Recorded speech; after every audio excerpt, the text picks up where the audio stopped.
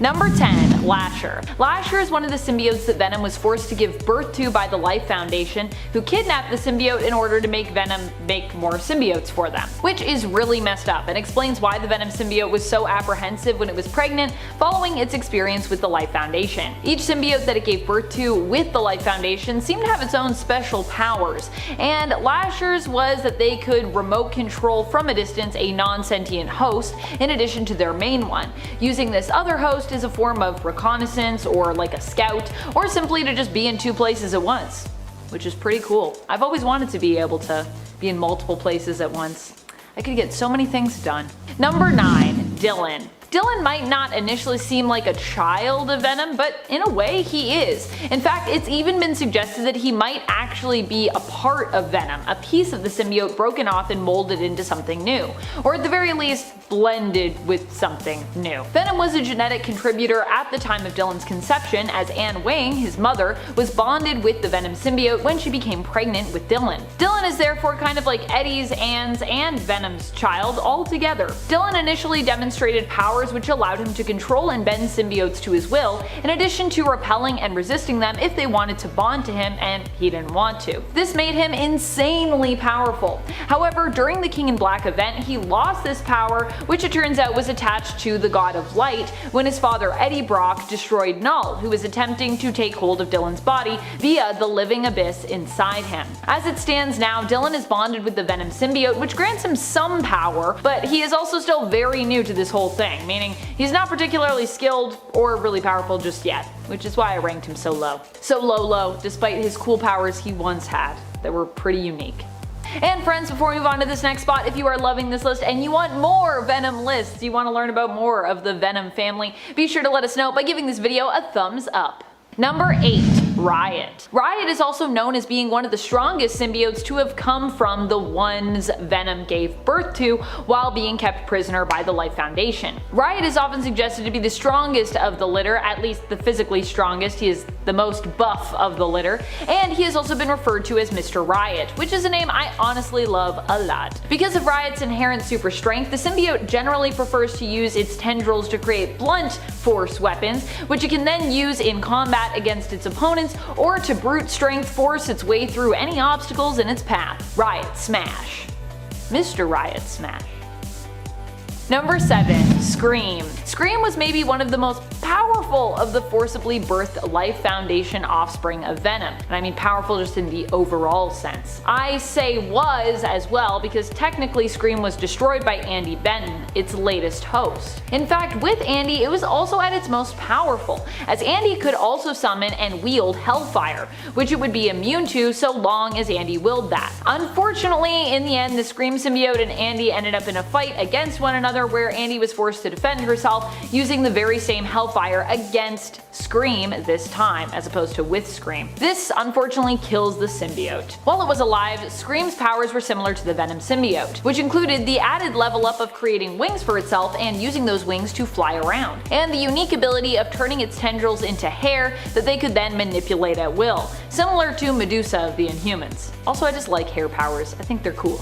Number 6. Hybrid. Hybrid is the combination of 4 of the Life Foundation symbiotes, all of which were forcibly created offspring of Venom. Hybrid is the entity that exists when Phage, Agony, Lasher, and Riot come together. Being a combined symbiote, Hybrid has all the powers of the individual symbiotes that make it up. Mostly this means it is power similar to relatives such as Venom and Carnage, but it can also absorb chemicals, produce acid which it can use to attack with, balance the emotions of its host, and can remote control a smaller non-sentient host such as a dog, while still maintaining a bond with its main sentient host at the same time, which obviously that's a power that comes from Lasher. Number 5. Sleeper. Sleeper is the sibling of Dylan and also the 7th symbiote baby of Venom. They are most definitely thought of as Dylan's sibling, as the challenging pregnancy that Venom went through to give birth to Sleeper was not something carried entirely alone. In fact, Eddie even helped directly with this birth, and it was perhaps one of the first pregnancies that was more openly discussed with Eddie, Venom's partner. Eventually at least. And of course in comparison to the other symbiote babies that Venom has had while with Eddie, which I feel like Venom normally didn't even talk about at all, especially with Carnage. Carnage was like, what? And then later Eddie was like, what was that?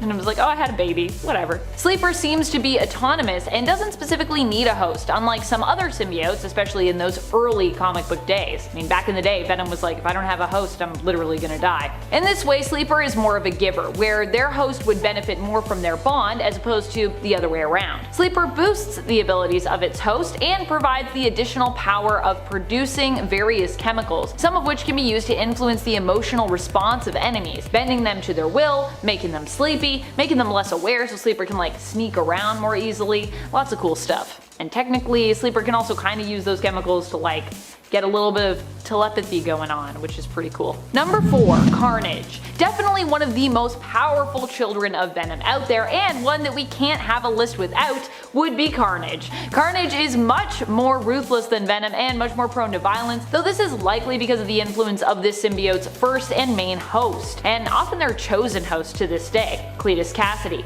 notorious serial killer. Carnage has proven to be so powerful that on countless occasions it's required both Spider-Man and Venom, and oftentimes a whole assembly of other superpowered beings to put a stop to them. Even when others think they can somehow control Carnage, the symbiote has proven to be unstoppable and much too much to handle in most cases. Not only that, but even when Carnage turns to the side of good during the events of Axis, they still prove to be super deadly due to how deranged they are. Even when Carnage was like, I'm gonna be a hero, it was a rough time. Cletus Cassidy inside was like, I don't really know how to be a hero. Do we still kill people? Can I still chop this person up? I like them. I want to chop them up.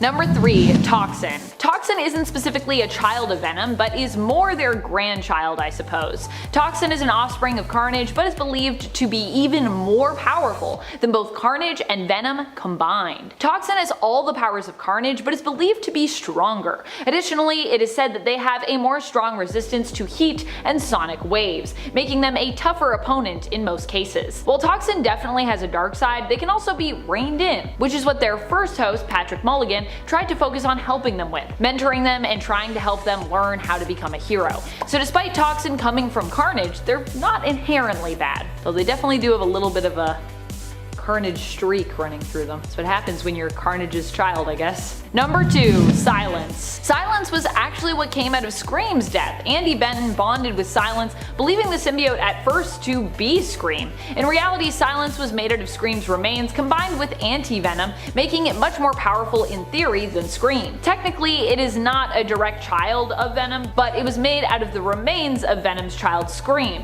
and Venom's sibling, in a sense, anti-venom, known for being one of the most powerful symbiotes around. So because of this, I'm gonna count it as a relative / offspring of sorts, albeit a very weird, very comic book complicated one. I mean, it's kind of like a clone of Venom's child, but then also like kind of part Venom's sibling, so yeah, I don't know. Number 1, Codex. This is technically an alternate future version of Dylan where he becomes a version of the King in Black instead of his dad. Well, at least a version of that on Earth. We meet this version of the character in Venom in the arc prior to the King in Black event. Dylan and Eddie of Earth 616 must team up in order to defeat this alternate god mode version of Dylan, who has become ruler of Earth, creating his own hive mind of symbiotes there that he himself controls. Now, if you thought Knull was scary, then you would probably also really love this story featuring Dylan of Earth 1051, known at first as Codex. This version of Dylan would fall under the influence of Knull, which was ultimately what turned him dark. Dylan of Earth 616 and his father would help to break the influence Knull had over Codex, only for him to fall into a coma and then later be pursued and bonded with by Carnage. Dylan as Carnage in this reality made him even more terrifying than he'd been as Codex. Once more he ruled the Earth, but this time a lot more sadistically, killing and tormenting its inhabitants as he pleased. Kicking off the list at number 10, Dawn of the Dead. Making his first appearance in Taskmaster Volume 2, Issue 2. Okay, right off the bat, this guy rocks. I mean, look at this dude's style. Come on, he knows he's poppin'. He's a former SHIELD operative, and while he was a military advisor to the Mexican Armed Forces,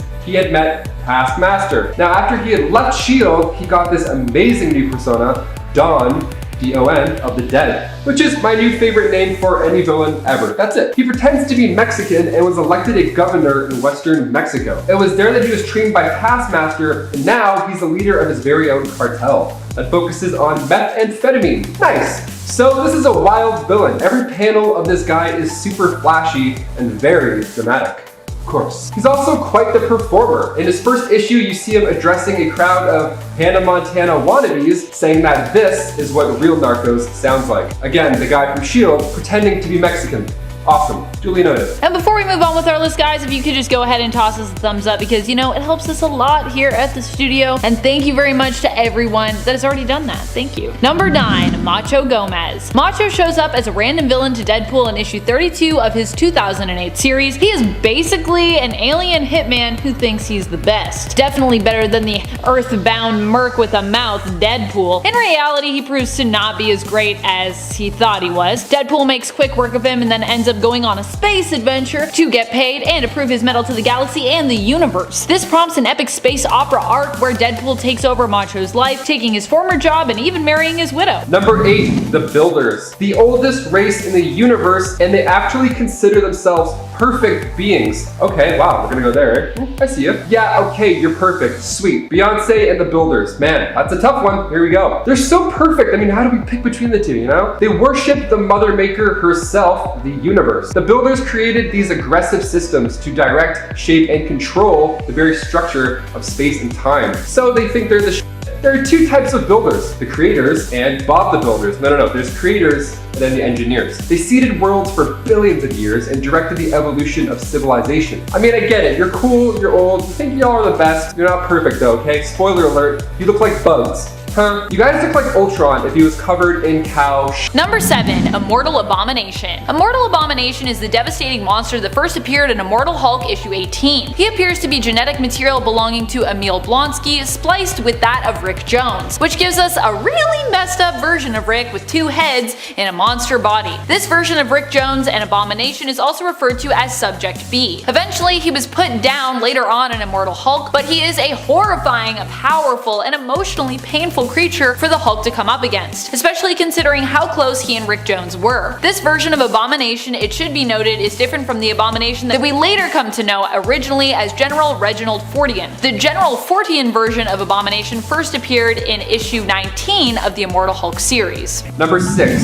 Deadpool Corps. Making their debut in 2010, Deadpool Corps are, well, they're a team of Deadpools, as you would have guessed. Their first issue, Prelude to Deadpool Corps issue 1, they are founded by Earth 616 Deadpool after the Contemplator chose him to be the one to stop this cosmic entity, the Awareness. Super aware. The Awareness does this really neat thing where it devours the multiverse consciousness. Awesome. The Deadpool Corps have a unique mind that makes them immune to it, and they ride in style, using the B. Arthur as means of transportation, which is not a bad ride at all. I mean, I'd pull up at that. Let's go. The Deadpool Corps joined forces after Dreadpool formed an evil version of the Corps. That, of course, had out to, massacre every version of himself in the multiverse. And the Deadpool Corps were short-lived, but as usual, a lot of bloody, disgusting fun. Number 5, Joker. This one is super recent. I did say spoilers at the beginning of this video. You were warned. Warned, I tell you. So in Batman Joker War, the Joker appears to be wearing a batsuit.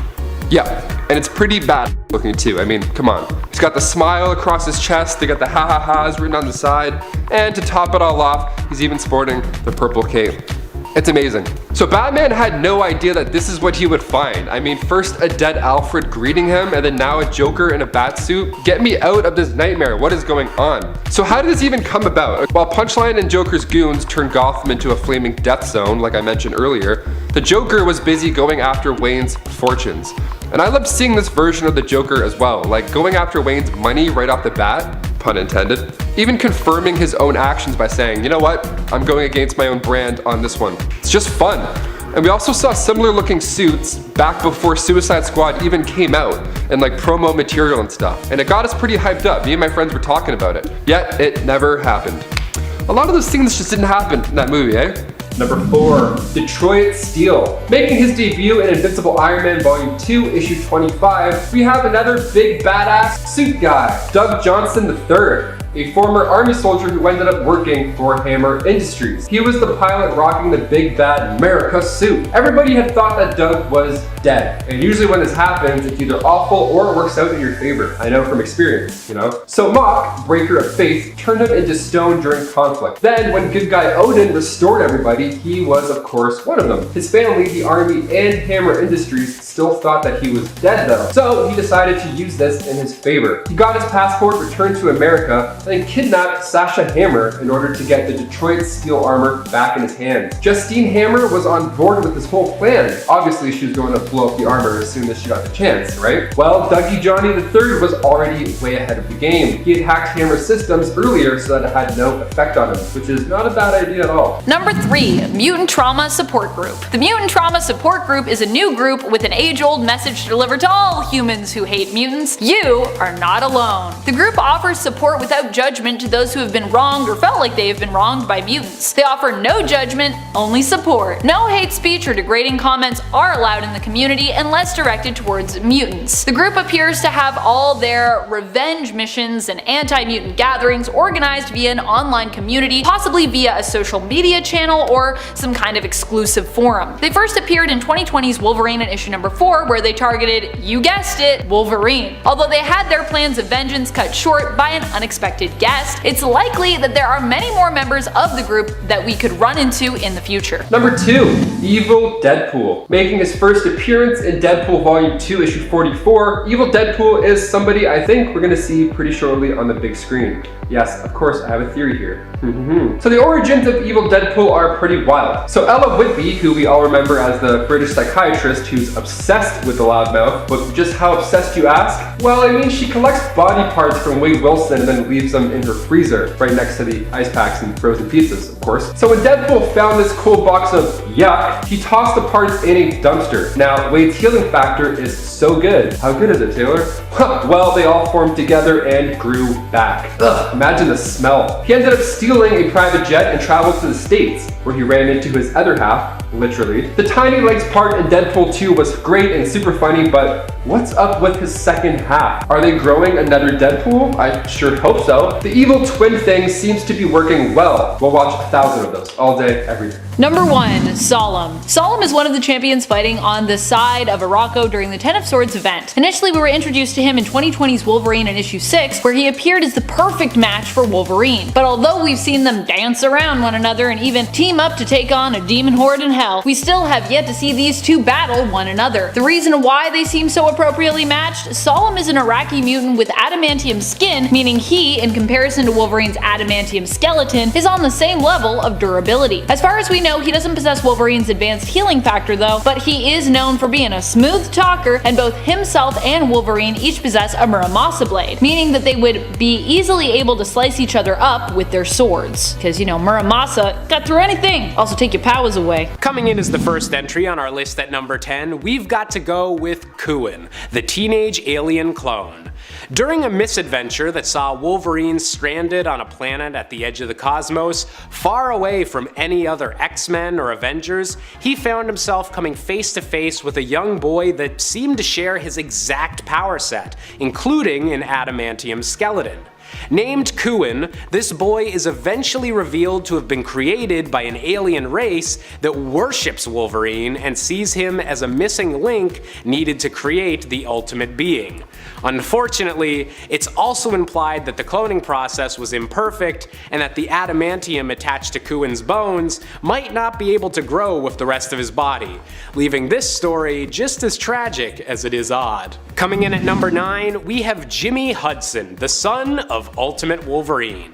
In the Ultimate Marvel Universe, things weren't looking too hot. Magneto had gone off the deep end and murdered a large portion of both the world population and the entirety of the X-Men, even killing Wolverine with a blast powerful enough to rip the adamantium off his bones.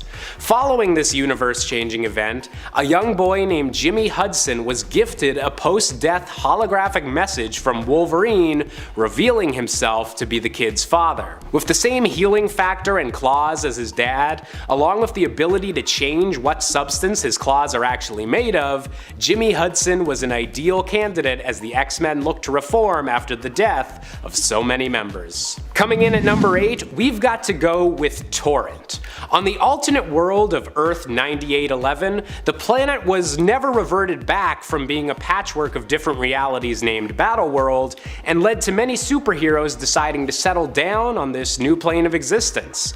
Born to Wolverine and Storm, Torrent was a hot-tempered young mutant who possessed both the power to manipulate the weather and heal back from any injury. An incredibly powerful combo that meant she had little to fear when summoning some trademark lightning. Joining a new team of X-Men determined to wipe the robotic Sentinels off their new home, Torrent is definitely a mutant you do not want to mess with. Coming in at number 7, we have Saberclaw. Hailing from Earth 98-2, this son of Wolverine and an unknown woman absolutely hates his father. So much so that it seems to have literally changed him into appearing more reminiscent of Sabretooth than his actual dad. Wearing adamantium sheaths on his bone claws to make them even deadlier, Saberclaw was briefly a member of this universe's Sinister Six before eventually being convinced to put his differences aside with his father and help defend the world from the threat of Galactus and the daughter of Loki. Just another day in the wonderful world of weird comic book family dynamics. Coming in at number 6, we've got to go with Wild Thing. Hailing from the same universe as her half-brother Saberclaw, this daughter of Wolverine and the ninja Elektra has managed to stay on the side of good and become a teenage superhero that would be notable even without famous parents. With increased speed, strength, and the ability to create claws out of pure psychic energy, Wild Thing is an incredibly powerful mutant that showcases the best influences of the X-Men and proves that even when the first generation is ready to retire, there'll always be an angry clawed mutant ready to protect the X-Men name. Coming in at number 5, we have the villainous Ra's Darkholm. Hailing from a dark alternate future where Wolverine and Mystique had a son, Ra's is an even more powerful shapeshifter than his mother, with all of the bloodlust and rage of his father unleashed. Traveling to the main Marvel timeline and impersonating Kitty Pryde in order to get close enough to strike at his father, Ra's planned to wipe out humanity in this reality in order to create a safe haven across the multiverse for all of mutant kind, and was willing to do anything and impersonate anyone to achieve it. Coming in at number 4, we've got to go with something a little more live action than the rest of these comic books, with X-24 from the movie Logan. An allegedly perfect clone of Wolverine, but with none of the compassion or humanity, X-24 was treated like an attack dog, and followed the orders of Xander Rice to hunt down and capture the real Wolverine and the young mutant girl he was protecting. Based on Wolverine during his prime years, he was able to physically overcome the true Wolverine, and was only able to be defeated by a bullet made of pure adamantium to the back of the head. Talk about overkill. Coming in at number 3, we have Hulk Jr. And no, I promise this didn't suddenly become a list about Bruce Banner's kids. In the alternate future that's often seen in stories involving Old Man Logan, Hulk Jr. is the last surviving grandson of Bruce Banner, and the last member of the infamous and cannibalistic Hulk Gang. Following their defeat by Wolverine, Logan decided to raise this young gamma-mutated child as a member of his own family. So, while the two might not be biologically related, Hulk Jr. grew into a heroic figure because of how he was raised, and would go on to start a new generation of heroes on this post-apocalyptic world, bringing some hope to a land filled with tragedy. Coming in at number 2, we have Laura Kinney, aka X-23. Created by the Weapon X project when they were attempting to remake the success of Wolverine with a genetic sample that had a damaged Y chromosome, Laura is otherwise a perfect clone of Logan in every way. While her early years were traumatic and occasionally brought her into conflict with Wolverine and the X-Men, in recent years she's actually taken up the name of Wolverine herself, living up to the title that's inspired mutants for generations and helping carve out a new place for mutant kind in a new world. And finally, coming in at number 1, we have Daken, the dark son of Wolverine. Named after the Japanese term for mongrel dog or bastard, Daken is the tragic child that Wolverine never knew about, his mother being murdered before Wolverine even knew he had a son. Cut from his mother's body, Daken was raised to hate his father, and in their very first encounter slashed open his stomach and left him to bleed to death. With the same incredible healing abilities and bone claws as his dad, Daken has had a long road of trying to find his proper place in the world, and has fought on the sides of both good and evil over the course of his tragic life. In recent years though, Daken does seem to have found some sense of belonging on the island of Krakoa, and has recently become a member of the new X-Factor team. Let's hope he can catch a little bit of a break from his life being so angsty. Number 10. Luminous. Luminous was actually a pretty cool new villain who seemed to really only be used for one story arc. She was one of the only cool things really to come out of the realization that Wanda and Pietro Maximoff were not actually Magneto's children as we'd been led to believe for years. In fact, they weren't even mutants, they were the product of the High Evolutionaries' experimentation, which fit more in line with their origins in the MCU. Which I guess is why we changed that. No, I'm not mad about it. Not at all. It turns out the High Evolutionary had also used their genetic material to create a sister for them both, known as Luminous. She possessed both the chaos magic, reality warping powers of Scarlet Witch, as well as the super speed of Quicksilver, and was originally ordered by her father, the High Evolutionary, to kill her genetic siblings. She tried real hard. Number 9. Pets of Evil Masters. While the Pets of Evil Masters might not be the most impactful villains around, they are definitely some of the most adorable. These villains obviously seek to thwart the Pet Avengers, the pets of Earth's most mightiest heroes. Like their heroic opponents, the Pets of Evil Masters are exactly what they sound like, the pets of some of the most vile villains in the Marvel Universe. They are led by Doctor Doom's pet Vulture, Vulture Von Doom, and include Thori, Loki's Hellhound, and Bitey McSpidey, who isn't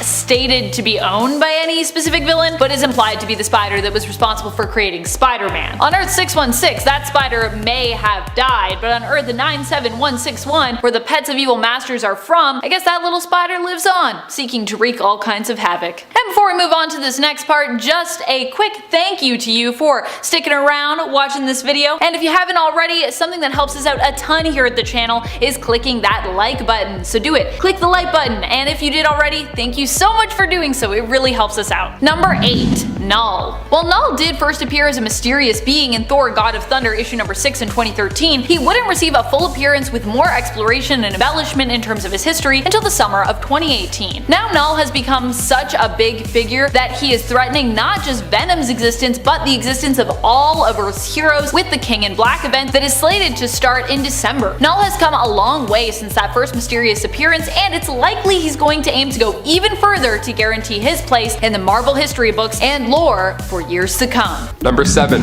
Poison Ivy. Taking place in Batman-Joker War, we find a ravaged Gotham City. The Joker has sent out all his goons to run around and basically mess the place up. Most of Batman's villains are just laying low at this point, just kinda waiting to see what happens, you know, just watching from afar. Now at this point, we haven't really seen much of Poison Ivy in the storyline. After a brawl with Punchline and Harley, most of Poison Ivy's hidden underground cave, called Eden, burned down. So Poison Ivy returns to look for Harley and she sees the damage. Oh There were a few of Joker's goons inside, but they obviously didn't last long, as you would have expected. She explains to the last guy before she kills him that she's done with distractions, and instead of rebuilding this cave, which she easily could have done, she summons up this new plant called Devil's Ivy.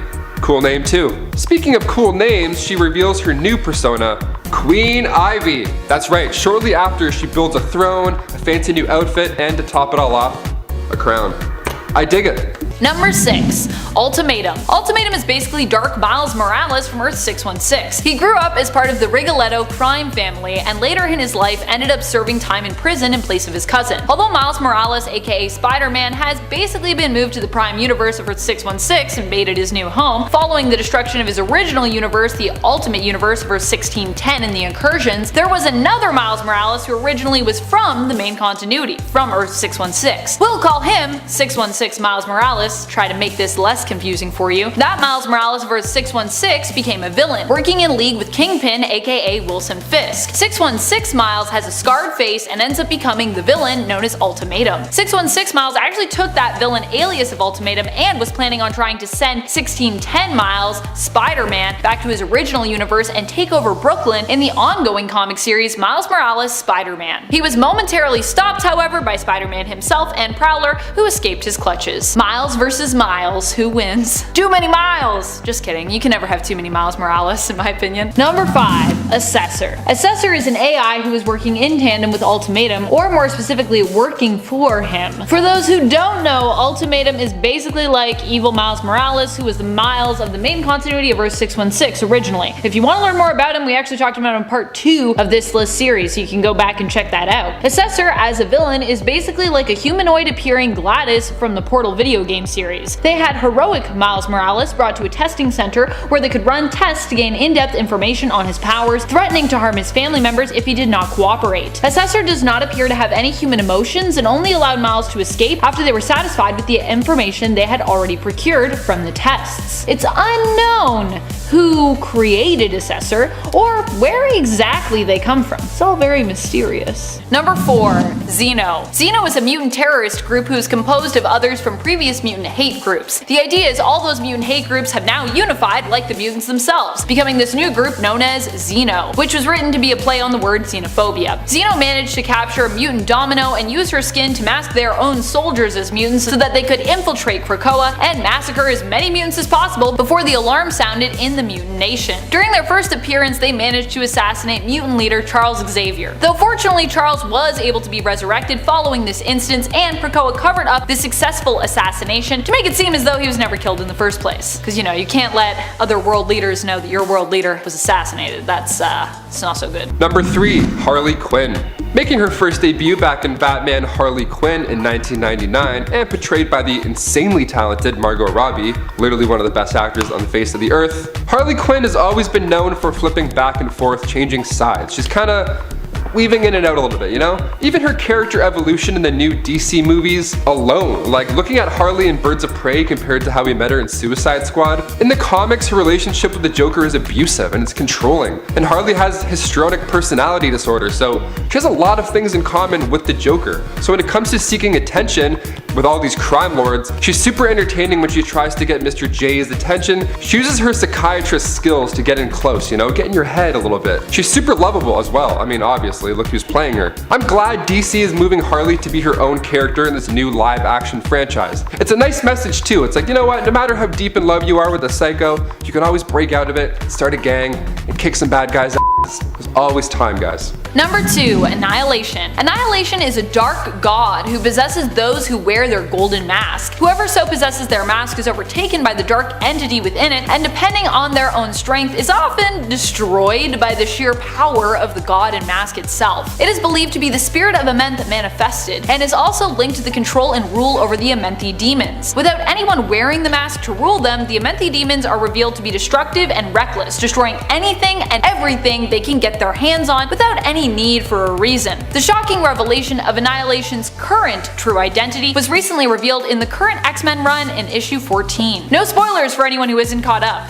Number 1. Kang. Kang the Conqueror is believed to be coming to the MCU in this next cinematic phase. So while he might not be a new villain in terms of the comics, in terms of the MCU, he's going to be one of the freshest we've seen. Once he shows up, that is, in Ant-Man 3, which is expected to release in 2022. Woo! 2022, that's a long way away. It is believed that the brilliant Jonathan Majors will be playing Kang, or at least one form of him, and that he'll be showing up in Ant-Man 3. And that's according to the Ant-Man 3 IMDb page. It's right on there if you look at it. The cool thing with Kang, however, is that he's a time-traveling villain who as a result has been known by many different identities and aliases throughout his history. So while Jonathan Majors may be playing one version of him, there might be other actors also playing Kang. The weird thing though with Kang is that he's a time-traveling villain who as a result has been known by many different identities and aliases. So yeah, it could be great or it could be really confusing. We've known him as Immortus, Rama Tut, and even at one point as Iron Lad. It'll be interesting to see how Marvel and Disney aim to integrate Kang and what this means for not just the main continuity but the potential multiverse within the MCU. So many great and bizarre new villains and reinvented villains coming your way. I don't even know what to think of Kang coming to the MCU. That just seems so strange, but I also feel like sometimes the strangest choices are the best. Also, we're getting Jonathan Majors, so I feel really good about that. I guess only time will tell how that will go. Number 10. Keep. In a strange way, Keep is a child of Asgardia, created by Amora the Enchantress using Donald Blake, but was also Enchantress's lover. So yeah, she was like his mother and his lover. Blech. Keep would do anything for Enchantress and loved her dearly and unconditionally. He was also strong enough to take on Thor in battle, and although he didn't win the day, he at least survived and held his own. Keep was a character created by Matt Friction and Pepe Larraz, who appeared in a few story arcs where we got to see him created by Enchantress and become her ally as she fought against Thor, using Donald Blake to torment him, and also attempted to put Thor on trial. However, we haven't seen Keep for some time in the comics since. Probably because he was kind of weird. But also he was kind of cool, so I don't know. I don't know if anyone else remembers Keep. Number 9. Tess Black. Tess Black is one of the daughters of Loki, whom he sired with a mortal human woman. However, we never learn of her mother's name. We just know that she is Loki's daughter and is living in New York when Morwen, a sorceress of chaos, takes hold of her, using her as a host body. When Morwen learns of Tess Black's origins, she says that this explains why her strength has been bolstered and improved, since Tess is technically a demigoddess. Although, while in her mortal form, we haven't seen her wield any of her powers generally known to belong to someone of such strength, though that could simply be because she's completely unaware that she's related to the Asgardian god of mischief. Spider-Man and Loki teamed up to take down Morwen, but following that, Loki made sure Tess had no memory of the experience or of her relation to him. So she's probably just wandering around right now as like a normal human. And before we move on to this next spot, just a reminder to give this video a thumbs up. It really does help us out here at the channel, and thank you to everyone who's already done that. Thank you. Number 8. Torrent. Torrent is the daughter of Sif and Thor in the animated universe of Earth 555326, belonging to Next Avengers Heroes of Tomorrow. Torrent learned that Ultron had defeated the Avengers and ended up mostly being raised and trained by surviving member Tony Stark. When Tony was kidnapped, she helped to rescue him and also joined her fellow young Next Avengers team in an attempt to recruit the surviving Bruce Banner to their cause as Hulk. In the end, it was revealed her father had actually been with her all along in spirit, as he was actually safe in Asgard and had left Torrent alone on Earth merely to help his daughter learn humility, as his father Odin had done to him before her. Thor returned to her just as she needed him on the Bifrost Bridge and offered Torrent a place in Asgard where she would live as its rightful princess, but she decided not to go with him, instead choosing to return to her fellow friends and heroes. Instead, Thor gifted her new Asgardian armor to take back with her. Number 7. Magni. Magni comes to us from the alternate universe of Earth 3515, one that Thor realized he had to destroy because of how much he had royally messed it up. In this alternate future reality, Thor and Asgard ended up conquering Earth, facing off with Earth's mightiest heroes and winning against them. Magni was his son, born after this great victory.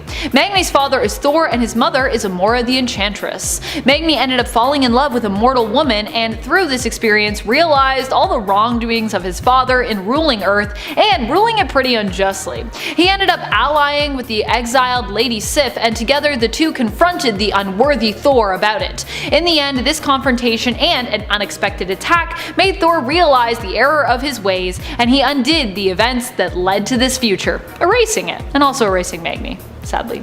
Bye. Number 6. Hela. Hela, like in Norse mythology, is believed to be the daughter of Loki, as well as in Marvel Comics. Although in the MCU, we see a different version of her in contrast to the main continuity of Earth 616, where in the MCU she is instead presented as having an origins to be Thor's long-lost sister as opposed to his niece, which also makes her the sister as opposed to the daughter of Loki. Hela was prophesied to be a great danger to Asgard, and as such was made the ruler of Hell. Hel and the goddess of the dead. However, Odin wanted to maintain rule over the souls of Asgard and the souls of those who paid tribute to the Asgardian gods, worshipping them. This only made Hela vengeful towards her family and made her long for the souls of Asgard and especially Odin, and usually Thor. Everyone wants Thor's soul, it's a hot commodity. Number 5. Vidar. Vidar was the son of Odin and Grid, the storm giantess. Just because Odin later ended up with Frigga did not mean he didn't have children with other women. Back in the 90s, when Marvel was trying to make Thor, and everyone else for that matter, look super edgy in comics, we learned of Vidar's fate. He ended up being banished soon after Odin married Frigga. Later on, following the events of Ragnarok, it was discovered that Vidar had perished during the fray. Vidar also at one point lost his love Solveig while banished by Odin for being part giant, part Asgardian. And yet, because he was neither, giants ended up attacking and killing his wife. Her fate he blamed on Odin, who cast him out and yet still kept Mad Loki close. I gotta be honest, this seems pretty unfair, Odin. Why'd you do this? Also, just a quick apology for all of those names that I potentially said wrong. I'm trying here. Number 4. Sif. Lady Sif is not just of Asgard, she is also an Asgardian warrior goddess. She is known for being a strong and fearsome warrior and noble fighter alongside her beloved Thor.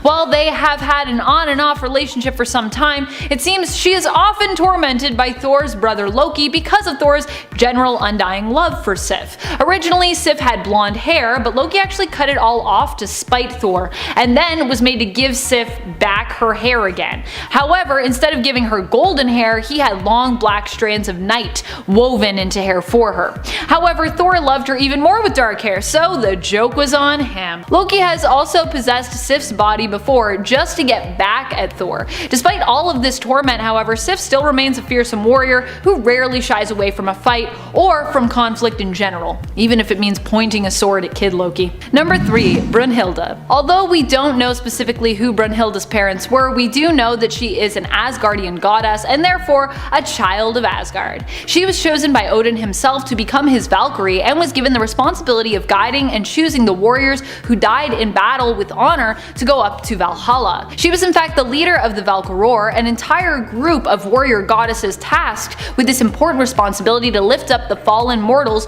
who worshipped the Asgardian gods and were deemed worthy in death. It's also believed that Brunnhilde was cast out to become a mortal woman for defying Odin and ended up as a lover to one of Thor's mortal reincarnations, Siegfried. Although neither she nor Thor remembers these events, as Odin wiped their memories of them when he gave them immortal life once more, following both their mortal deaths. She is currently believed dead after dying at the hands of Malekith during the War of the Realms event. Sad. Number 2. Loki. Despite being born of the Frost Giants, Loki is still widely acknowledged as an Asgardian, having been adopted at a young age by Odin and Frigga. He was raised as one of their own, and although he has often felt like an outsider and been a thorn in their side and the side of his brother Thor, Loki is still considered very much an important member of the family. While he has tricked his family members on multiple occasions and put them in harm's way, he has also sought to help them too many times. We've also seen many different versions of Loki over the years, some who are kinder to his family members, while others that are more cruel. Him being such an ever-changing character is also what makes him one of the most interesting Asgardians out there. Number 1. Thor. Although Thor is now largely recognized as being a man grown, he is also the son of Odin, which makes him a child of Asgard. Back when he was a child, and even now. Thor is one of the mightiest Asgardians and also the one who has the closest connection to Midgard and Earth, despite his father's general lack of interest in that place.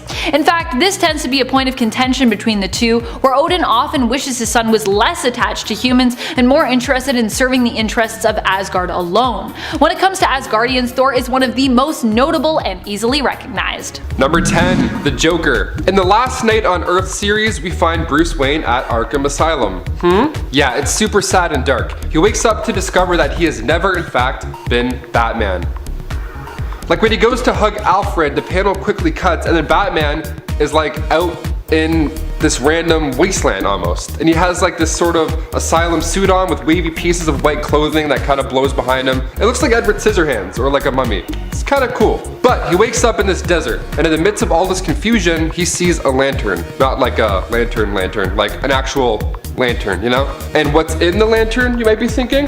Just the Joker's head. That's right, so Batman and Noggin, as he refers to it. Yeah, so this Joker has quips. It kind of feels like Shrek a little bit. Now hear me out. We have Batman just trying to figure this whole ordeal out, and he's just trying to figure out pieces along the way, and then we have this crazy sidekick who just loves to talk. The writers really amped it up in issue number 3 of The Last Night on Earth. So during the duo's travels, Joker mentions, in a jokingly manner of course, that he wanted to be Batman's next Robin. Could you imagine that? Well, yeah, you can, because it happens. And it's awesome, too. So basically, you take this lantern Joker's head and mix it in with Tim Drake's mech Robin suit that he no longer needs, and bam, you have the new Robin. He's an actual sidekick in this too, like he almost dies trying to save Bruce from Omega. The Last Night on Earth. Go check it out, right now. Well, after the video, but yeah. Number 9, Mr. Freeze. Making his debut back in Batman Volume 2, Issue 1, Mr. Freeze is an iconic Batman villain, and partially because I think the best actor in the world played him in Batman and Robin. That's right, I'm talking about our boy Arnold. Mr. Freeze's biology was altered after being bathed in chirochemicals, so his body heat is only that of 23 degrees Fahrenheit. So anything he touches will also freeze. Now of course this also slows his aging down drastically. He wears a chiro suit to help keep his body temperature below freezing. That is, until a recent Detective Comics issue 1012. Nanotech saves the day. That's right, for years Mr. Freeze has been working with nanotech over and over again until finally he can now survive without the use of his helmet. I mean, as cool as the helmet did look, I think the Mutant Avatar Blue Man Group kind of look suits him, you know? What do you guys think? Helmet? On? Off? I think off. Number 8, Scarecrow. Okay, this next one's for the nerds who also like to game out. Jonathan Crane, aka Scarecrow, is one of my favorite villains, hands down. After making his first appearance in World's Finest Comics, issue 3, and also portrayed by Cillian Murphy in the Nolan trilogy, Scarecrow is known to use fear as a main weapon, which is pretty sick. So we see this in Batman Begins, but we really see the full effects of where he can go mentally, specifically in the game Arkham Asylum. I mean, he's insanely scary and quite the big deal. He almost acted like Freddy Krueger in some ways. Like one minute you'll be walking around in the middle of a mission, maybe you're scanning something, and then all of a sudden the camera starts to change a bit, and then the game changes, and all of a sudden you're in this crazy nightmare. And it's so smooth the way it happens that you get kind of concerned, someone who's actually playing it. I also love seeing this type of Scarecrow in a video game because it made me feel like I was part of it. Like literally I was part of the action. You feel like a detective in the entire game series, it's done so well, but then you also feel pretty scared when you're not sure if what you're seeing is supposed to happen in the game. Some parts I swear my game was glitching. Amazing series if you haven't played it yet. Number 7, Hydra Supreme. Hydra Supreme was the name Captain America took when he became evil. He only became evil, of course, because Kobik, the cosmic cube in the form of a little girl, altered reality to make him a secret sleeper agent for Hydra throughout his history. Reality was then changed so that every action Captain America, Steve Rogers, had taken up to this point was all part of a long con to take over the United States of America after gaining their trust implicitly before revealing his true colors. Fortunately, the original Captain America still existed within the cosmic cube, or the shards of it, and once released was able to fight against and defeat his evil alternate reality counterpart. Woohoo! But also not woohoo if you were a fan of Hydra Supreme. Number 6, Killer Croc. AKA Waylon Jones, he made his first debut in Batman number 357. We saw him in Suicide Squad and he looked pretty bad. It's kind of like a dinosaur, or like the lizard from Amazing Spider-Man, whatever. We don't talk about that movie in here. We're talking about DC, we're not talking about them. So the introduction of his character in Suicide Squad actually got me pretty pumped. And then the rest of the movie happened, so short-lived to say the least. His OG look wasn't nearly as menacing though. I mean, see, from his debut back in 1983, he looked like a guy. A strange-looking guy, but still more human than his current look nonetheless. Now at this point, he was just a criminal with a scaly skin disease, where now he looks like a monster, donning the full-on Croc monster look. And if you want to see these big changes for yourself, make sure you check out Batman Hush Killer Croc, where he looks arguably the most bad. There's one panel where he's just towering over Catwoman and he's like, I want my money! And she's like, alright man, chill out. I would my leather pants. Very fast. Number 5, Black Winter. Black Winter was actually an old villain sort of made new and shiny again. Originally we came to know this cosmic evil constant as the Creeping Plague, although I do like the name Black Winter better. than creeping plague. It was credited with being the entity responsible for the death of the cosmos prior to its rebirth when Galen was first transformed into the being known as Galactus. The Black Winter was meant to be this massive, unstoppable eldritch villain, though shortly after its full appearance in Thor issue number 4 from 2020, it was swiftly defeated 2 issues later. It's not so unstoppable. Though it did require the power of Galactus, which Thor wielded in order to destroy the Black Winter, getting a brief glimpse of his possibly perilous future in its last falling snowflake. So yeah, it did require a lot of power, I guess, to take it out, but still, it was only 2 issues. They were like, this thing, it's massive, and defeated, no props. Oh yeah, the Black Winter is also kind of like an eldritch storm that basically erases the existence of all it comes into contact with, and it comes with bonus visions of your own destruction. Number 4. Clayface. Basil Carlo, aka Clayface, made his first debut back in 1940 in Detective Comics numero 40. He was an actor that had gone a touch crazy when a remake of his classic movie was released with a new actor, kind of like what we get to see every other month. So he decided to adopt this persona of an old movie villain, Clayface. And this guy's pretty neat. He can mimic anybody just by getting a smidgen of DNA. He can change the shape, the size of his body.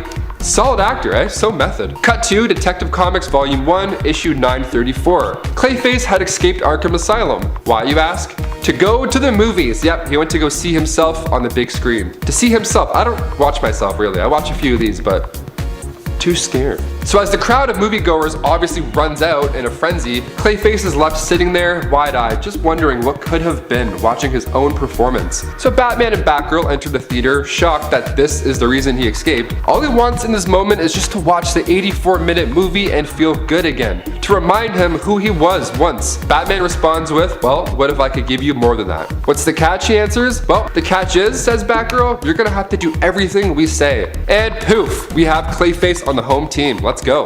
Number 3. Isca the Unbeaten. Isca is the sister of Genesis, and as such is Apocalypse's sister-in-law. She is a mutant from Morocco who's fighting against our mutant heroes of Krakoa in the Otherworld tournament, intended to settle their dispute as decided by Opal Luna Saturnine, the omniversal magistrates of the Starlight Citadel, as seen in the current X-Men event 10 of Swords. Isca's mutant power is an epic one. She can never be beaten. Krakoan mutants Magic and Cable, both set to testing her power prior to the tournament's start, had a great feast that was held the evening before, finding them to be quite impressive. They wondered what would happen if she were to face their lucky friend Domino, and Isca assured them that whoever this Domino was, she would certainly lose. And I gotta say, after seeing Isca go to work, I think I would agree Isca's gonna probably win in a fight against Domino. Let me know what you think about that. Number 2.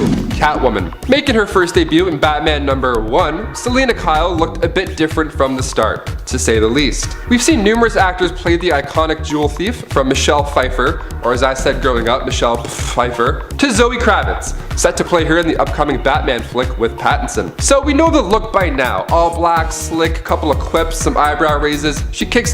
This look was never the case, however. In the first issue she appeared in, she was actually referred to as the Cat, simply put. And at this time her outfit looked just a bit more lame, if I can say. She kind of looked like Doctor Strange in a weird way. The all yellow dress, the red cape, but the best part, she had a realistic fur mask. It wasn't until 1946 until her mask was changed to a more fitting look. Still not quite what we're used to, but it's a step in the right direction, that's for sure. Then in the 50s, she was deemed more of a sidekick to Batman rather than a villain. And finally, number 1, the Joker, Death of the Family. This next one is wild. And yes, the Joker was on this list more than once. Well, because I wrote it, okay?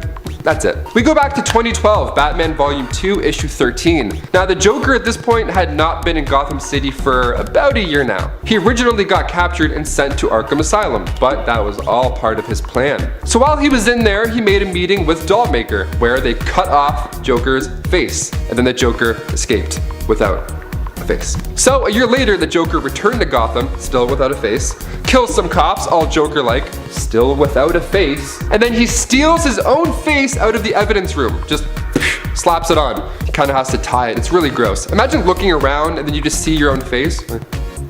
That's it. So he masks up, or faces up, whatever you want to call it, and then he captures Alfred. Wild. The look of this mask though, oh, it's so loose and gross. It looks like bologna. You gotta love it. Number 10, Etta and Vicky Trevor. These two hail from a very dark reality, the alternate Earth number 34 from the DC multiverse. Here, Wonder Woman's home was invaded by the British military and she ended up being enslaved and taken away when she was young, kidnapped, and brought to London, where she grew up poor on the streets. Eventually, she was taken in by the evil Captain Stephen Trevor of the universe, who paraded her around as an Amazonian oddity, profiting off of her and eventually also marrying her. Because I guess that's what you do when you profit off of someone in London in this evil time. The couple had 2 children together, and while we don't know if they discovered their powers, we can assume they eventually would, as Diana herself did, and use them to oppose an evil king and save those who cannot save themselves, becoming known as the hero Wonder Woman. Number 9, John. John is pretty young still on the alternate world of Earth 31, the Dark Knight Returns reality, but it is still possible he could grow up to be stronger than most on this list. Still, because he's so young is why he's getting ranked so low to start us off. John is the son of Wonder Woman and Superman, and there is a good chance that he will become just as powerful, possibly even more powerful than his sister, who already is known for her strength and abilities in this reality. He's got a lot of potential, basically. And my friends, before we move on to the next spot, if you are loving this list as much as I am loving giving it to ya, then please be sure to let us know by giving this video a thumbs up. Number 8, Wonder Girl. Wonder Girl is Stephanie Trevor, the daughter of Steve Trevor and Wonder Woman from the alternate Earth of 3839. She first appeared in Superman and Batman Generations 2, issue number 1. She was created by John Byrne. I love Byrne, by the way. She was actually born the same year as Superman and Lois Lane had their daughter in this reality, Kara Kent. In the future, she'd go on to take over her mother's mantle of Wonder Woman. Her powers are similar to those of her mother. She has a divine empowerment that gives her godlike agility, strength, and durability due to her Amazonian heritage and due to being Diana's daughter. Number 7, Hunter Prince. Hunter Prince comes to us from Justice League Legacy. Initially, people were not sure who Hunter's father was, with many speculating that it could be Superman or Batman. However, in truth, his dad was less of a man or super and more of a cosmic entity known as the Darkness. It was because of the fear within Diana after her exposure to the darkness that caused her to conceive Hunter. After being born, Diana entrusted friends Superman and Lois Lane to raise her son, but Hunter would come to believe that Diana had given him up because he was a boy, creating tension between him and her when they met after he traveled back in time. Hunter, like many of Wonder Woman's other children, possesses godlike superhuman abilities due to him being born of an Amazon, but I don't think we consider him an Amazon because he's a guy. I don't know. Maybe Hunter's like the first male Amazon. I like to think of it that way. Number 6, Fury. This daughter of Wonder Woman hails from pre-crisis Earth 2, and her name is Hippolyta Trevor. Her nickname would become Lita, and she would take on the superhero name of Fury. However, this was Lita's story pre-crisis, and post-crisis, she would have her origins changed completely, with her no longer being the Wonder Woman of Earth 2's daughter, as Wonder Woman of Earth 2 had basically been erased from existence. However, there was a time when she was the daughter of Diana and her love Steve Trevor, and while Fury's character was changed, you can still go back and actually read stories from that previous continuity before the reset happened. Lita was known for her super jumping powers, her super strength, and her godlike agility. She was also a super skilled combatant being trained by her mother. Number 5, Fury. So yeah, there are 2 Furies. This one is also from Earth 2, but from a later version in continuity, and is an interesting daughter of Wonder Woman. Her real name is Donna of Amazon Island. She hails from Earth 2 and is the daughter of Steppenwolf and Wonder Woman. Yeah, I'm not really sure what happened with this pairing or how it happened or what's going on there, as it was never really fully explained, but we do know that it happened and that the two had a daughter together. Because Fury is the daughter of both of these amazing warriors, much of her power level comes from their prowess as well as her Amazonian heritage. She is not only strong, durable, swift, and immortal, but is also known for her brilliant mind as well. Amazons really do have it all. Number 4, Bruce Kent. Bruce Kent is the son of Wonder Woman and Superman from the Superman Distant Fires comic. Because everyone loves when Superman and Wonder Woman get together, settle down, and have kids. It's just what people are into. Bruce Kent, being born of both heroes, inherited many of his father's powers, which means he's pretty powerful. He ended up being sent away, however, by Superman when he was younger, which means that he might not have learned as much from his mother and father as some of Wonder Woman's other kids. However, he's still pretty OP, hence why he's on the list. list. Number 3. Supergirl. Lara is the daughter of Wonder Woman and Superman from the Dark Knight Returns reality of Earth 31. She's John's older sister. She made her first appearance in Dark Knight Strikes Again and was created by Frank Miller. Because she is the daughter of Superman and Wonder Woman, there is almost nothing Lara can't do between her Kryptonian and her Amazonian heritage and powers together. She is an amazingly skilled fighter with a strong will and also possesses abilities similar to her father. Number 2. Hyperman. Hyperman is the son of Wonder Woman and Superman from the reality of Earth 22, the Kingdom Come universe. There, Wonder Woman and Superman would end up together, and once their son was born, ask Batman to be his godfather and also help raise and train him. Unfortunately, the youngster ended up being kidnapped before any of this could take place. Not to worry though, as the three heroes would band together disappearing. As while being taken, he made a connection with Hypertime that basically gave him dominion over it. He would slip into Hypertime to be raised by an older version of himself and act as a guardian of time and reality, aka Hypertime. Because of his connection to Hypertime, he would therefore also possess the ability to travel to alternate worlds, dimensions, and through time, which I think is pretty powerful. I feel like if you can do that, you're winning. You're one of the tops. Number 1. Dream. So, okay, this is a really trippy one, and I'm obviously really excited to tell you about it. Technically, the new, or current Dream, if you will, Daniel, is the grandson of Wonder Woman. Sort of. Not really, but sort of. Just follow me here. Remember Hippolyta Trevor, aka Lita, aka Fury, who was once the daughter of Wonder Woman and Steve before that Origins was retconned out of existence? Daniel was Lita's son, but he came to be so after her Origins were retconned. In a weird way, this makes him kind of Wonder Woman's alternate reality grandson. Of course, Lita, who would go on to get married and become known as Lita Hall, lost her child to the original Dream, aka Morpheus, who knew that Daniel was meant to become the new version of him once he passed on, as the Endless never really died, but instead just change as time passes. Daniel therefore isn't really Daniel even anymore, and Lita is no longer Wonder Woman's daughter, but still, Daniel has acknowledged his connection and relation to Diana, and because he is a member of the Endless, is one of the most powerful beings in the DC universe. So hence why he's the most powerful child of Wonder Woman. Family member of Wonder Woman? I'm gonna count it. I feel like grandsons should count as a form of children. You know, even alternate reality grandsons. Who do you think is the most powerful of Wonder Woman's kids?